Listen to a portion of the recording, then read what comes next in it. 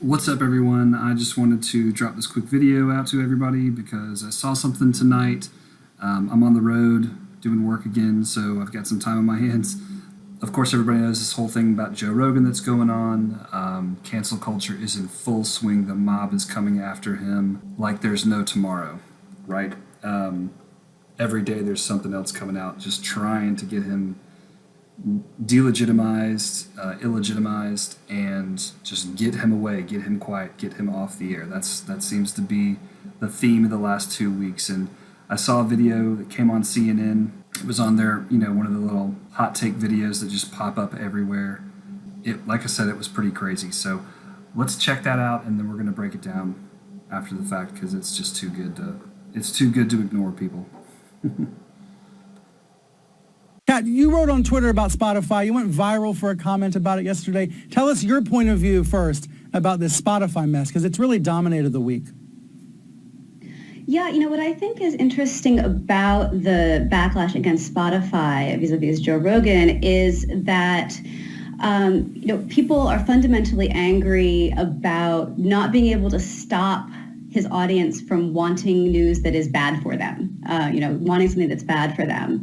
So, we're all haunted by the specter of this guy who's listening to Joe Rogan and internalizing this bad information and making bad choices as a result. But Rogan is like a weed that sprang up outside the mainstream media ecosystem, and he thrived there, and he has this huge audience. And that's what's really scary, that Spotify could kick him off tomorrow and it wouldn't make a dent. It wouldn't make a dent in his audience. People would still listen to him. And crucially, they still wouldn't trust more mainstream media sources. And I think that's what's really, really frightening to people. Oliver, do you agree? All right, so let's just take a little bit of time and break down exactly what Kat Rosenfield just told America. Okay, the first major line is, people are fundamentally angry about not being able to stop his audience from wanting news that is bad for them, wanting something that is bad for them. That right there is the most brazen, smug comment I have ever heard on a national media station like this. That's just so unparalleled in its smugness. Where does Kat Rosenfield come off at telling me what is and is not good or bad information to be ingesting? Who made her the authority? Why do I need someone to tell me what is good and bad for me? Okay, last time I checked, I'm grown. I've got a wealth of life experience behind me, and there's a whole lot more life ahead of me, hopefully.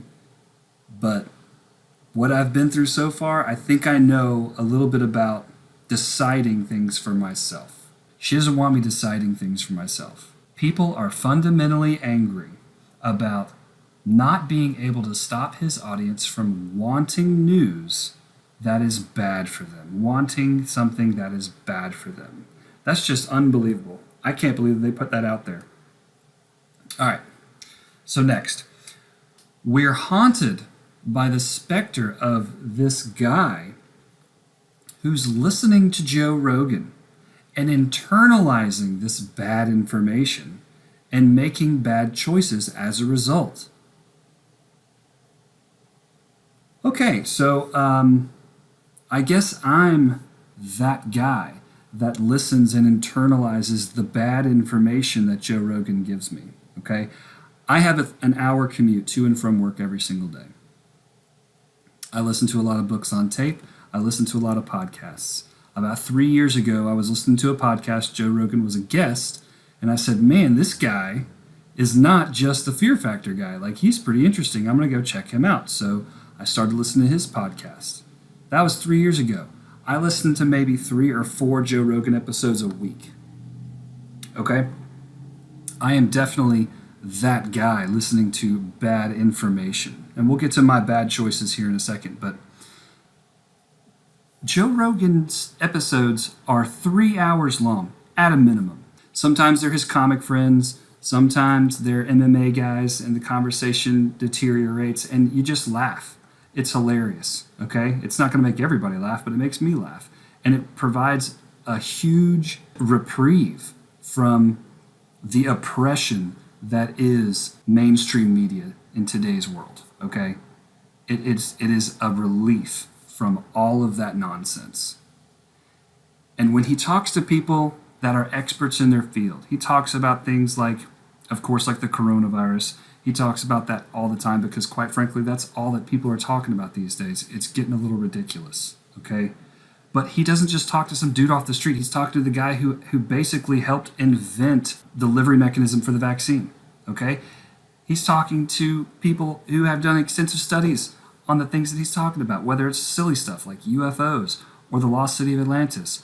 He's bringing in people who are experts in their field, and he's asking them questions. And if somebody says something that doesn't track or he doesn't understand, he says, "Oh, back up a second. Really break that down for me. This isn't making sense. I want to know what you're talking about." He's having a conversation with people like you would have on your couch, okay? If that's bad information, if asking questions and getting different perspectives, if that's bad for me, what's good? Listening to a bunch of talking heads with robots in their ears, feeding them lines and feeding them a narrative that they then have to push to the audience? Are you kidding me? I tell you, I get back to all the bad decisions that I've made since listening to Joe Rogan, because you're haunted by the specter of me, the guy who listens to Joe Rogan and internalizes this bad information, and I make bad choices as a result of my media consumption. These are the bad choices I've made in the last 3 years since I've listened to Joe Rogan. I'm more engaged. I have long-form conversations with my friends. I ask why a lot more. I have re-enrolled in school to get a degree in psychology. I'm an information junkie. I love it. It's wonderful. I want to learn a lot about everything. It's fantastic. These are the bad decisions that I've made since I've pushed myself away from the talking narrative onto a place where you listen to a conversation where both parties are coming from a true place of curiosity and respect. Rogan is like a weed that sprang up outside the mainstream media ecosystem, and he's thrived there, and he has a huge audience, and that's what's really scary. Okay, she kind of framed it in a way, she's like, and that's what's really scary to people. To people. No, that's what's really scary to mainstream media. CNN, I don't know what it is every night, but average, you'd say maybe 300,000. No, I'm sorry, 700,000. Want to get that right. CNN, 700,000. Joe Rogan, 3 million. And before anyone's like, well, you just don't like CNN. You're one of these crazy conservative types. I don't like any mainstream media. So thank you, lady. She said that at the end. And crucially, they still wouldn't trust more mainstream media sources, and that's what's really, really frightening to people. The people she's referring to are the mainstream media people, the people who run these mainstream media outlets. It is extremely frightening that he is dwarfing them as far as viewership goes. They don't understand why is this happening. It's because you have spent the last 40 years feeding people political lines, feeding people and trying to steer people in a certain direction. And then you have this other guy who's like, man, I just don't know about stuff. I want to learn about stuff. You're really interesting. I read your book. I want you to come on. I just want to talk to you about it. We'll talk about whatever. That's his approach. It's incredibly intoxicating. So thank you very much, CNN. I really, really appreciate you putting this clip out there and just letting everybody know without a shadow of a doubt that this is why nobody likes watching you. This is why your viewership is dwarfed by some random podcaster, okay? Because we don't like being talked to like we're stupid. We don't like being talked to like we're children who need to be told what is good and is bad information. You are not the end-all be-all in media and information. You don't know what's best for me. you don't know what's best for America. All you know is that you want to control what people hear, and you don't like the fact that somebody is doing it better, more honestly, and more innocently, quite frankly. He's just doing this for himself. We're just listening in. So thank you very much, mainstream media, for showing me exactly what is bad for me.